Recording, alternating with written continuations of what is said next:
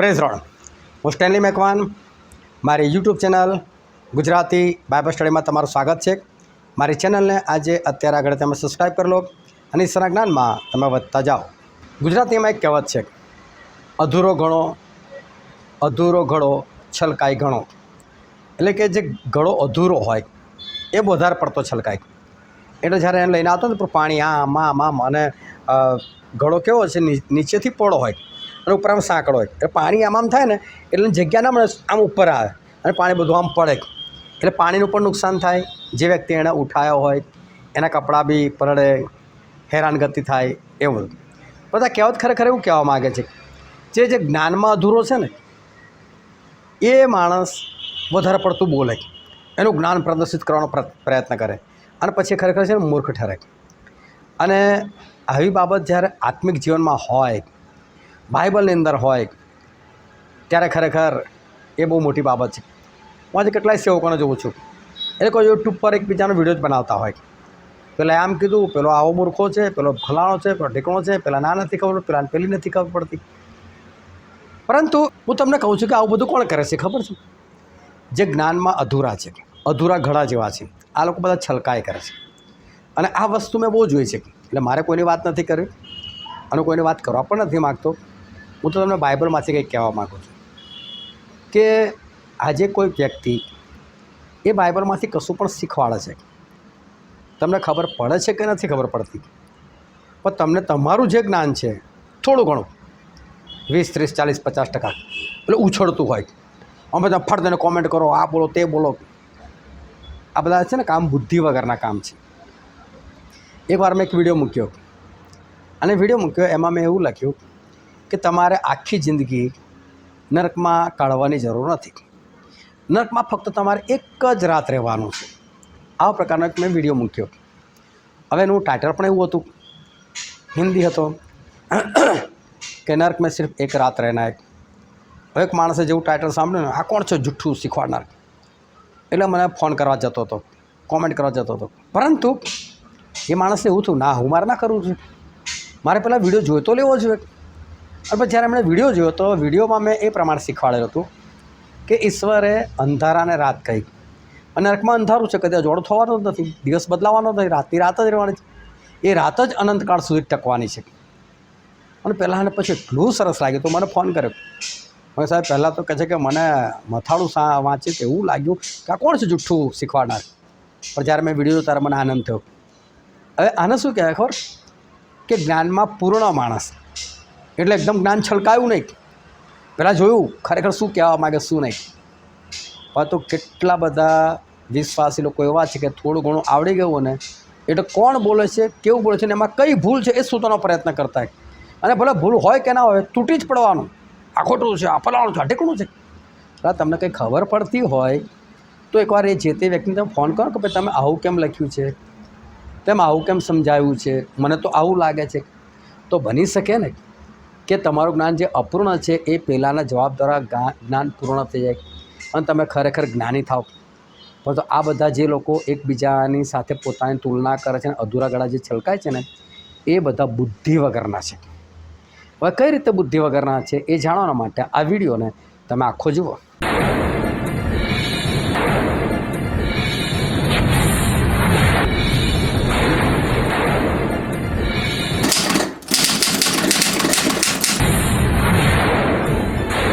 આજે છે તારીખ 31 ડિસેમ્બર 2025 અને 2025 આ છેલ્લો દિવસ. અને વોટ્સએપ પર જે 10 સવાલ રોજ પૂછવામાં આવે છે એનો આ વિડીયો છે. અને એમાં સૌથી પહેલો આજનો જે પ્રશ્ન છે એ છે કે તેઓ માહે પોતાને એકબીજાથી માપીને તથા પોતાને એકબીજાની સાથે સરખાવીને કેવા છે? તો કે બુદ્ધિ વગરના. એટલે જે લોકો પોતાની જાતને એકબીજાની સાથે સરખાવે, હું પેલા કરતા જ્ઞાની, એટલે ફટ દઈને કોમેન્ટ કરવાની, ફટ દઈને કંઈ બોલ નાખવાનું, તારું શિક્ષણ બરાબર નથી, તારું આ નથી, પેલું નથી, તને નહીં સમજ પડતી, આવું બધું જે એકદમ અચાનક ઉછળીને બધું લખી નાખે ને એવા લોકોની વાત છે.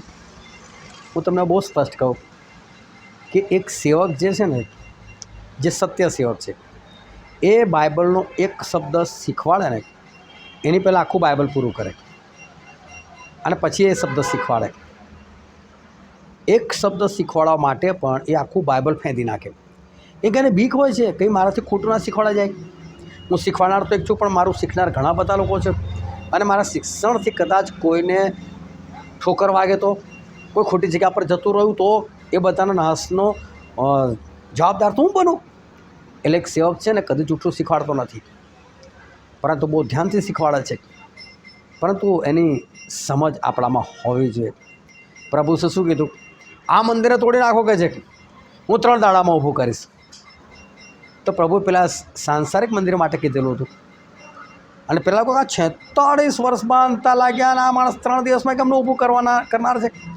તૂટી પડે. તું 3 દિવસમાં ઊભું કરીશ? એટલે પણ શાંતિથી વિચારો. એક એવો વ્યક્તિ બોલી રહ્યો કે જેનાથી જબરદસ્ત ચમત્કારો થાય છે, જે પાસે અદ્ભુત જ્ઞાન છે, જે 12 વર્ષની ઉંમરમાં તો લોકોના મોઢા બંધ કરી દીધેલા એવો વ્યક્તિ છે. તો તમારો અધૂરો ઘોડો છલકાવ શું કામ? શાંતિથીને પૂછો ને કે શું તમે આટલા સમજદાર થઈને આવું કેમ બોલો છો? અમને બી શીખવાડો ને, કયા મંદિરની તમે વાત કરો છો? એ તો આપણા માટે લખી નાખ્યું કે તો પોતાના શરીરરૂપી મંદિરની વાત કરતા હતા. પણ પેલા લોકો પૂછ્યું તો ના કહેતા. પ્રભુ શું કીધું? મારું માંસ ખરેખર ખાવાનું છે ને મારું લોહી ખરેખર પીવાનું છે. 70 શિષ્યો સાંભળીને ભાગી ગયા. આ કેવો માણસ છે? એનું લોહી પીવાનું, એનું માંસ ખાવાનું?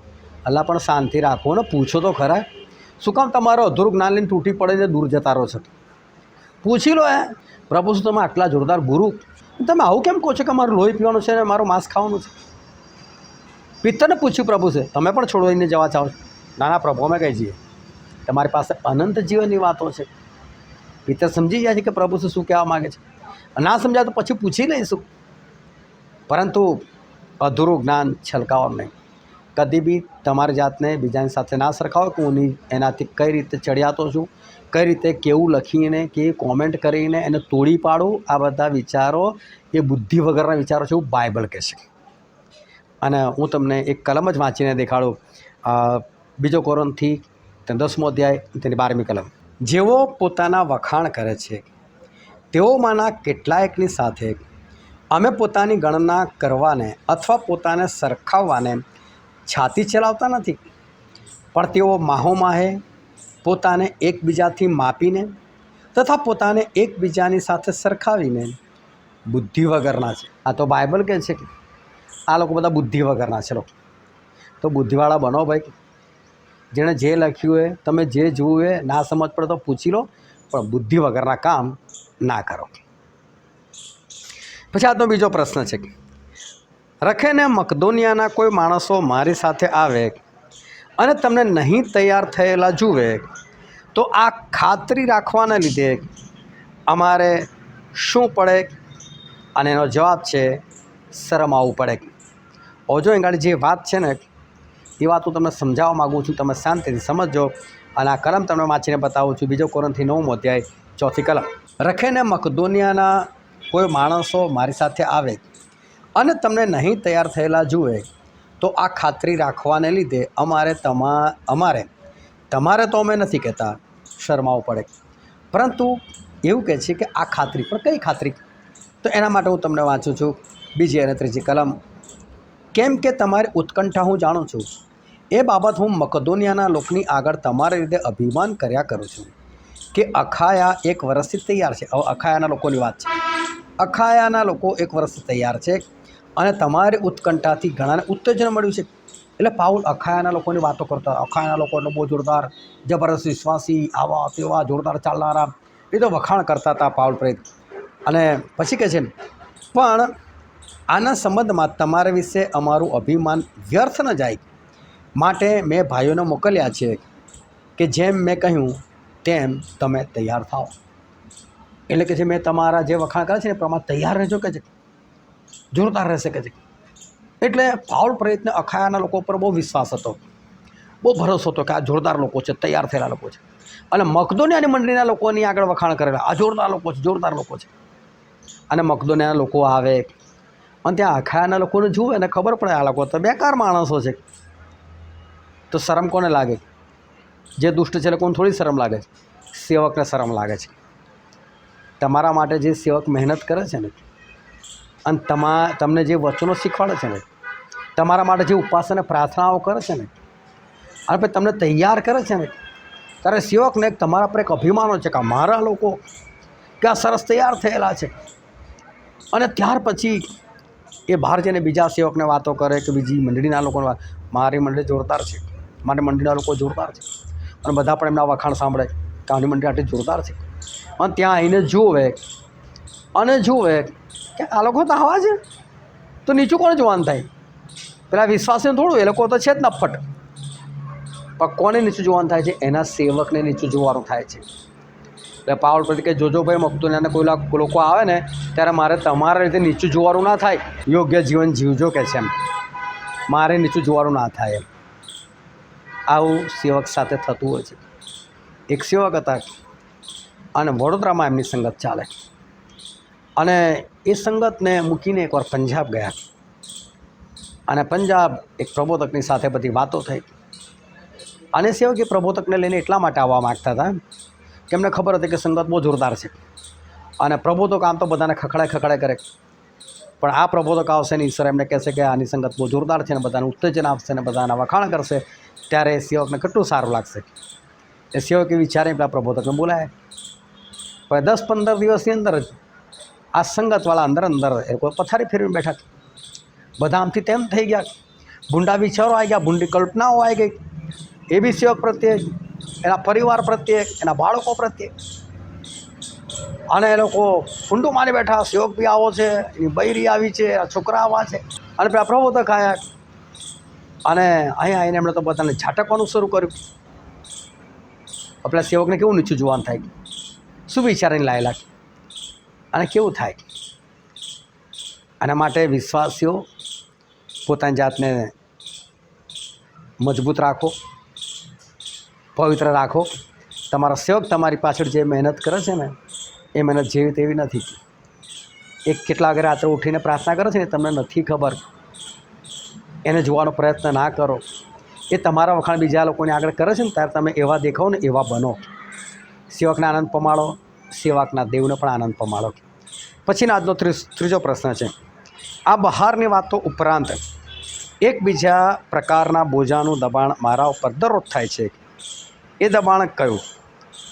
અને આ પાઉલ પ્રેત પોતાના માટે વાત કરે છે. એ દબાણ હતું બધી મંડળીઓ વિશેની ચિંતા. જો હું તમને બહુ સ્પષ્ટ કહું, એક સેવક એને એના ખાવા પીવાની ચિંતા નથી હોતી, એને એના પહેરવા ઓઢવાની ચિંતા નથી હોતી, એને પોતાના પરિવારની કે હરવા ફરવાની ચિંતા નથી હોતી. સેવક એના પરિવારને અડધી રાત્રે સૂતેલો મૂકીને એકલો બહાર ભાગતો હોય છે, મંડળીના લોકો માટે એ દોડતો હોય છે. એ એની પત્ની સાથે સંબંધ રાખવાની જગ્યા પર અડધી રાત સુધી એ બાઇબલ વાંચતો હોય છે, એ ઉપવાસો કરતો છે, પોતાના શરીરનું ધ્યાન રાખતો નથી હોતો. શાના કારણે? ફક્ત એક જ, કે મંડળી આગળ વધે અને મંડળી આકાશના રાજ્યનો વારસદાર બને. એક સેવકને જો કદી કોઈ ચિંતા હોય તો એક જ, એની મંડળીના લોકો બચી જાય, એ ચિંતા હોય છે. એ સિવાય બીજી કોઈ ચિંતા નથી હોતી. સેવકને વફાદાર હતા શીખો. પછીનો પ્રશ્ન છે, ખ્રિસ્તમાં એક એવા માણસને કેટલા વર્ષ ઉપર ત્રીજા આકાશમાં ઉપાડી લેવામાં આવ્યો? અને એ છે 14 વર્ષ ઉપર. હવે બીજો કોરિન્થી તેનો 12મો અધ્યાય અને તમે શરૂઆતમાં વાંચજો. પાઉલ પ્રેરિત આ વાત કરે છે, એ પ્રભુ ઈસુ ખ્રિસ્તની વાત કરે છે. કોઈ એવા માણસને ઓળખું ચૂકે છે, એ શરીરમાં હતો કે શરીરની બહાર મને નથી ખબર. એ પ્રભુ સાથે મળ્યા નહોતા, પ્રભુના શિષ્ય બન્યા નહોતા, એ સમયે પ્રભુ સાથે હર્યા ફર્યા નથી. પણ પ્રભુનું જીવન ચરિત્ર જોરદાર, એટલે એનો પ્રસંગ યાર શરીરમાં હતા. શરીરમાં કોઈ માણસ આટલું જોરદાર જીવન જીવી શકે કે પછી આ માણસ શરીરની બહાર હતા? કે 14 વર્ષ ઉપર. એટલે પ્રભુના મરણના સમય યાદ કરે છે કે લગભગ 14 વર્ષ થયા કે છે. 14 વર્ષ પર એમને ત્રીજા આકાશમાં ઉપાડી લેવામાં આવ્યા. અને જો આજ સુધી ત્રીજા આકાશમાં એ પ્રભુ ઈસુ પહેલાં જ છે કે જે ગયા છે, કે જેમનું પુનરુત્થાન થયું છે. બીજાઓનું પુનરુત્થાન એ પ્રભુ ઈસુના આગમન સમય થશે, ત્યારે બધા ત્રીજા આસમાનમાં જતા રહેશે. પરંતુ અત્યારે તો પ્રભુ ઈસુ ખ્રિસ્ત એકલા ગયા છે, ને આ પ્રભુ ઈસુ ખ્રિસ્તની એ વાત છે. પછીનો પ્રશ્ન છે, જે પોતાના વખાણ કરે છે તે નહીં પણ શું માન્ય થાય છે? તો એનો જવાબ છે, જેના વખાણ દેવ કરે છે તે માન્ય થાય છે. તમે તમારા પોતાના વખાણ કરો ને, હું આટલો સારો વિશ્વાસી, હું આટલા ઉપવાસ કરું છું, હું આટલી પ્રાર્થનાઓ કરું છું. એકવાર હું એક ઘરમાં બેઠેલો હતો, અને ઘરના ભાઈ પણ હતા, અને ત્યાં એક બીજો વ્યક્તિ આવી ગયો. એ આવીને કે મને તો છે ને આ 1-1 કલાક 2-2 કલાકની પ્રાર્થના મને ના ફાવે કે છે. હું તો પ્રાર્થના કરું એટલે મને તો 18 કલાક 19 કલાક પ્રાર્થના કરવા છે. મારી રોજની પ્રાર્થના 18 કલાક 19 કલાક. હું મનમાં વિચારવા માણસ ફાળ શું કામ કરે છે? પણ ધંધાદારી હતો, ધંધો બી કરતો હતો, અને એ બી પેલો LMM જે બધા મેમ્બર બનાવો ને એ ધંધો. હવે વિચાર કરો, જે માણસ 19 કલાક પ્રાર્થના કરે તો બચ્ચા એની પાસે કેટલા 5 કલાક? 5 કલાકમાં નાહવા ધોવાનું, ખાવા પીવાનું, પોતાનો ધંધો ચલાવવાનો કઈથી ચલાવશે? ફાળાફાળ. આવું ફાળાફાળ નહીં કરવાનું, પોતાના વખાણ નહીં કરવાના. પણ તો પ્રભુ દાઉદ માટે શું કીધું? દાઉદ મારો મનગમતો પુરુષ છે. પ્રભુએ સાક્ષી આપ્યું, પ્રભુએ વખાણ કર્યા.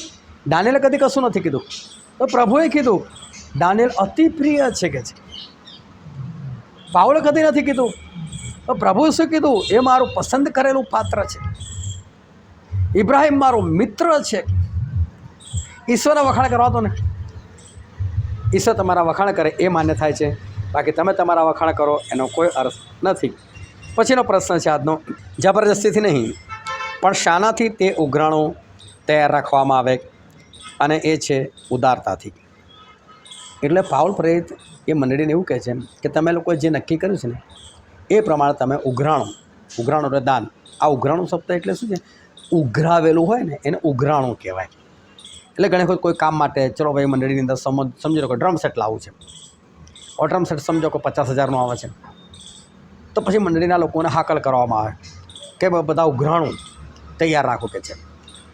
હવે ઘણી વખત લોકો છે આ માગ કરે છે, આ લાવો પેલું લાવો ને આટલું આપો ને પેટલું આપો. આપે ખરા, આપે એનો મતલબ શું? આપી શકે તો જ આપે. જે લોકો નથી આપી શકતા એ લોકો તો નથી જ આપતા. પણ તમે આપી શકો છો ને તો ખુશીથી આપો. ના આપવાનો કોઈ વાંધો નહીં, પણ જો આપો છો ને તો ઉદારતાથી આપો. અને ઉદારતાથી આપશો ને તો ઈશ્વર એનો બદલો આપશે. કારણ કે એક વસ્તુ સમજી લો કે ઈશ્વરમાં કરવામાં આવેલું કોઈ પણ કામ નિરર્થક નથી હોતું, વ્યર્થ નથી હોતું. અને ઈશ્વર જ્યારે પણ આપે છે ને ત્યારે ઉદારતા જોઈને આપે છે. બાકી તમે કચવાટ કરીને આપો તો પ્રભુ એનો કોઈ બદલો નથી આપતા.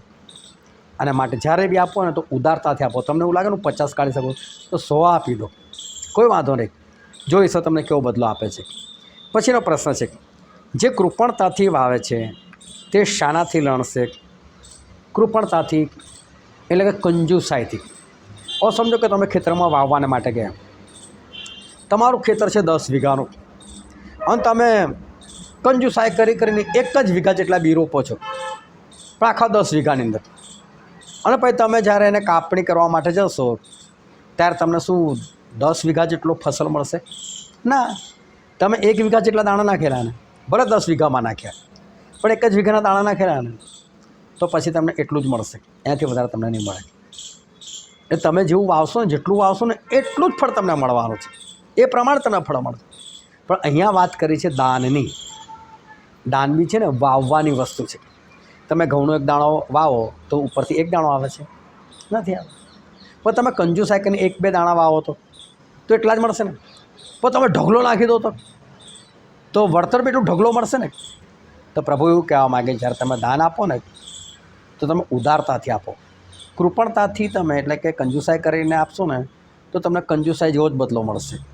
અને તમે ઉદારતાથી આપશો તો તમને બદલો પણ એવો જ ઉદારતાવાળો મળશે. કારણ કે ઈશ્વર હલાવેલું દબાવેલું માપ તમને આપે છે. પછીનો પ્રશ્ન છે, શાના જેવા હું તમને ખ્રિસ્તને સોંપું? અને એનો જવાબ છે, એક પવિત્ર કુમારિકા જેવા. કુમારિકાનો અર્થ એવો થાય છે કુંવારી છોકરી. પણ બાઇબલની અંદર જ્યારે કુમારિકા શબ્દ આવે એનો અર્થ એવો છે કે જેણે કદી પણ કોઈ પુરુષ સાથે શારીરિક સંબંધ નથી બાંધ્યો એવી સ્ત્રી. એ 50 વર્ષની પણ હોઈ શકે, એ 60 વર્ષની પણ હોઈ શકે, પણ એ કુમારિકા કહેવાય. પરંતુ 15 વર્ષની હોય, 10 જણ જોડે શારીરિક સંબંધ બાંધી ચૂકી હોય તે કુમારિકા નથી. કુમારિકાનો મતલબ સમજી લો, મારે બોલવું પડે છે પણ તમને કહેવા માગું છું કે જે ભ્રષ્ટ નથી થઈ કોઈ પુરુષ સાથે એવી સ્ત્રી. અને આપણે મંડળી, એ મંડળી તરીકે આપણે પ્રભુ ઈસુ ખ્રિસ્તની કન્યા છે. અને પાઉલ પોતાની મંડળી એમના દ્વારા જે સ્થપાયેલી છે મંડળી, જેમાં ઈશ્વરે એમનો ઉપયોગ કરે છે, લોકોને એવું કહેવા માગે છે કે તમે પવિત્ર કુમારિકા જેવા બનો. એટલે એવું નથી કે તમારે લગ્ન નથી કરવું, તમે લગ્ન કરો કોઈ વાંધો નથી, તમે તમારા કામ ધંધો કરો એનો કોઈ વાંધો નથી, પરંતુ પ્રભુમાં એવા પવિત્ર રહો, જોરદાર, કે તમારી અંદર શૈતાનની કોઈ વસ્તુ ના આવવી જોઈએ. યોહાન 14:30 પ્રભુ શું કહે છે? હવે આ જગતનો અધિકારી આવે છે, પણ મારામાં તેનું કંઈ જ નથી. પ્રભુ શું કહે છે? મારી અંદર છે શૈતાનનું કશું નથી આવતું. તમે પણ તમારામાં શૈતાનનું કશું પણ ના આવતું. પવિત્ર કુમારિકા જેવા રહો, સહેજ પણ ભ્રષ્ટ ન થાવ, સહેજ પણ ચોરી, કપટ, ઈર્ષા, દેખાય, લૂંટ, કપટ કે વ્યભિચાર, લંપટપણું કશું તમારામાં ના હોવું જોઈએ. એકદમ પવિત્ર બનો, કે હું તમને એક પવિત્ર કુમારિકા જેવા સોંપું.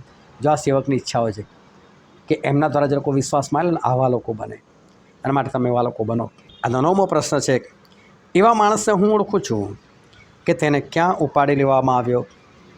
અને અહીંયા જે શબ્દ હતા, એક તો પાઉલ પ્રેરિત એવું કહે છે, હું ખ્રિસ્તમાં એક એવા માણસને ઓળખું છું કે જેને 14 વર્ષ ઉપર ત્રીજા આકાશમાં ઉપાડી લેવામાં આવે. ખ્રિસ્તમાં એક માણસ. પણ પછી એના પછીની કલમમાં એવું લખેલું છે, હું એવા માણસને ઓળખું છું કે જેને પારાદેશમાં ઉપાડી લેવામાં આવ્યો. ત્યાં ખ્રિસ્તમાં શબ્દ નથી, અને એટલે મેં પણ ખ્રિસ્તમાં શબ્દ નથી લખ્યો. જો મેં લખ્યું હોત ને ખ્રિસ્તમાં એવા માણસને ઓળખું છું, તો એનો જવાબ આવે ત્રીજા આકાશમાં. તો 2-4 જણાથી ભૂલ થઈ ગઈ, અને એટલે કોઈ ખોટો ઓપ્શન લખી નાખ્યો ત્રીજા આકાશમાં, પણ એનો અર્થ છે પારાદેશમાં. પારાદેશ શબ્દ બાઇબલમાં એક જ જગ્યાએ વાપરવામાં આવેલો છે, કે જ્યારે પ્રભુ ઈસુ ખ્રિસ્ત બુદ્ધસ્તંભ પર હતા, ત્યારે 2 ચોર હતા. એમાંનો એક ચોર એવું કહે છે કે પ્રભુ, જ્યારે તમે તમારા રાજ્યમાં આવો ત્યારે મને સંભાળજો, મને યાદ કરજો. અને ત્યારે પ્રભુ કે મારું રાજ્ય ક્યારે આવવાનું, ક્યારે આવે, એ બધી વાત છોડ, આજ રાત તું મારી સાથે પારાદેશમાં હોઈશ. હવે આજ રાત તું પારાદેશમાં હોઈશ, શરીર સાથે કે શરીર વગર. એટલે પાવર પ્રેરિત આ બધી સમજ નથી પડી એ વખતે. પાવર પ્રેરિત કે હું એક એવા માણસનો ઓળખું છું, શરીરમાં હતો કે શરીર બહાર હતો મને નથી ખબર, પણ એને કઈ ઉપાડી લેવામાં આવ્યો? પારાદેશમાં. આ ચોરની વાત છે, મરતા ચોરની વાત લખેલી છે. અને આજનો છેલ્લો પ્રશ્ન છે, મને એટલે કે પાઉલને શિક્ષા આપવા સારું શૈતાનના દૂત તરીકે મને દેહમાં શું આપવામાં આવ્યો? અને એ છે કાંટો. હવે પાઉલ પ્રેરિતની છે ને, બધા બાઇબલના બહુ બધા રહસ્યો આપેલા, અઢળ જ્ઞાન આપેલું હતું. અને એ જ્ઞાનના કારણે પાઉલ પ્રેરિત કે હું અતિશય વડાઈ ના કરું, એટલે કે હું અભિમાન ના કરી જાઉં. બહુ બધું અભિમાન મને આવી જાય તો કે પાઉલ પ્રેરિત હતા બી જોરદાર, જ્ઞાન બી એવું, કામ પણ એવું. લોકો એમની પાસે હોય, પાઉલ તમારા વાપરેલા કપડાં આપો ને, રૂમાલ આપો ને. કેમ? અરે ભાઈ, નાથી દુષ્ટાત્મા ભાગી જાય છે, બીમારીઓ ભાગી જાય છે. અને બોલો કોઈને વળગેલું હોય ને, ખાલી જેને પાઉલ આમ રૂમાલ, એ પાઉલનો રૂમાલ ભાગો, બધા ભાગી જાય. બીમારી હોય ને, તો પાઉલનો રૂમાલ ભાગો. પાઉલ કેટલા જબરદસ્ત પાવરફુલ. અને ઉપરથી પાછા બાઇબલને એવા બધા રહસ્યો મળેલા જે બીજા લોકોને નહોતા મળ્યા. અભિમાન આવી જાય અને પાઉલ નાશમાં જાય તો. એટલે હવે દેહમાં એક કાંટો આપવામાં આવેલો. હવે આત્મિક ભાષા છે. આનો અર્થ કે પાઉલના શરીરની અંદર કઈ બીમારી હતી, શું બીમારી હતી, એ બાઇબલમાં કોઈ જગ્યાએ ઉલ્લેખ નથી. પરંતુ ઘણા લોકો એવું કહે છે કે પાઉલ પ્રેરિત એ અંધ હતા. પણ જો પાઉલ પ્રેરિત અંધ હોત ને, તો જ્યારે અંધ થયા ને ત્યારે એમને સાજાપણું ના મળત. ઈશ્વર એવું કહે, ભાઈ તારા માટે મારી કૃપા બસ છે, તું અંધ જ રહે. પણ લોકોને કેમ એવો ડાઉટ જાય છે કે પાઉલ પ્રેરિત છે ને પત્રો બીજા પાસે લખાવતા હતા, અને પછી એ છેલ્લે એવું કહેતા, જો હું મારા હાથે મોટા અક્ષરે લખું છું કે છે સલામ. એટલે ઘણા લોકોને એવું હતું કે પાઉલ જે છે ને એ અંધ છે, એટલે મોટા મોટા અક્ષરોમાં લખે છે, કાં તો એમની આંખો બહુ કમજોર પડી ગઈ છે એટલે મોટા મોટા અક્ષરોમાં લખે છે. એવું નહોતું. પાઉલ પ્રેરિત કેમ બીજાઓની પાસે પત્ર લખાવતા હતા? કારણ કે પાઉલ મોટે ભાગે જેલમાં હોય ને ત્યારે પત્રો લખાવતા હતા. એ શું કહે, તમારે સારું ઈસુમાં બંદીવાન, એમ કરીને લખે છે. હવે બંદીવાન એટલે કેવું, હું બેઠો છું એ રીતે બેસી નહીં, જેલમાં બેસવાનું નહીં કંઈક. અત્યારના કેદીઓ છે એવી રીતે નહીં, આમ લાકડું હોય મોટું. અને લાકડું એટલે પેલું જૂના જમાનામાં જે લાકડાના ઘર બનાવવા આવતા ને, એવા આવા જાડા જાડા પિલ્લરો જેવા લાકડા, એ લાકડાના વચ્ચેથી આમ કાપેલું હોય. અને આ જે કાંડો આવે ને ત્યાં અડધું આમ કાપેલું હોય, બીજું લાકડું છે નીચેથી આમ કાપેલું હોય.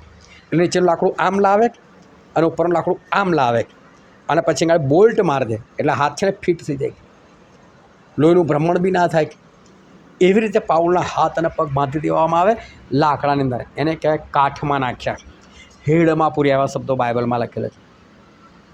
પાઉલ પ્રેરિત કેવી રીતે લખે? એટલે બોલાવે એમના સેવકોને, એમના વિશ્વાસ છે. પછી કે હું કહું ને ટૂટું લખી નાખ, આ કરિન્થીને લખી નાખ, આ ગલાતીઓને લખી નાખ, એ લખાવડાવે. પછી સલામ લખવાનું તો કે મને લખવા દે ને. ભાઈ કેવી રીતે લખશો? તું ધીરે મને પેન તો પકડા દે. હવે આમ આખો હાથ આમ બંધ હોય, આમ હલી જ ના શકતો હાથ, અને અહીં આમ પેન પકડવાની, જો આ પેન બી હલે નહીં. પાવલો અહીંથી આમ લખે, આમ કરીને આમ લખે સલામ, આમ કરીને લખવા જાય, હાથ બે હલે નહીં. પેનનો તો ઉપરનો જ ભાગ પકડેલો હોય, કેમ કે અહીં લાકડું હોય એટલે પેન નીચેથી તો પકડાય જ નહીં. હવે તમે ઉપરથી પેન લઈને કરી લખવાનો પ્રયત્ન કરજો, એ અક્ષર હંમેશા મોટા હશે. એટલે પાવલો પ્રેરિત માંડ લખતા હતા સલામ. તો ઘણા લોકોને એવું લાગતું હતું કે પાવલો પ્રેરિત અંધ નહોતા. હા, એમને કશીક કમજોરી હતી, કશીક બીમારી હતી. પણ બીમારી શું હતી બાઇબલમાં લખ્યું નથી ને, એની બીમારી કદી એમની કમજોરી બની નથી. એટલે કે બીમારી હા મારાથી આ નહીં થતું, મારે દોડાતું નથી, એવું કદી નથી થયું. પણ કંઈક એમના શરીરમાં કોઈ દુખાવો કે કંઈક તો હશે. હવે એને કારણે શું થાય કે સામે કદાચ કોઈ કેન્સરવાળો આવી જાય, એડ્સવાળો આવી જાય, હું અત્યારની ભાષામાં વાત કરું છું, અને પાવલો કે ચાલ ભાગી જાય. પણ પાવલો અભિમાન ના આવે, કેમ યાર પેલો દુખાવો તો જતો નથી મારે બીમાર જતી નથી, આ તો હું નથી કરતો, પ્રભુ કરે છે, હું કરતો તો મારું દૂર ના કરી દે. એટલે પાવલને અભિમાન ના આવે. એટલે પાવલો કહે છે આટલું ઈશ્વરે મને આપેલું હતું. તો આ રીતે રોજ 10 સવાલ પૂછવામાં આવે છે. તમે આના ભાગીદાર બની શકો છો. તમે ભાગ લો છો તો બહુ સારું, તમે બીજાઓને જોડી શકો છો કે જેથી કરીને લોકો ઈશ્વરના જ્ઞાનમાં વધતા જાય અને આત્મા જીતવામાં તમને પણ કંઈક ફળ મળે. ઈશ્વર તમને આશીર્વાદ આપે. આમેન.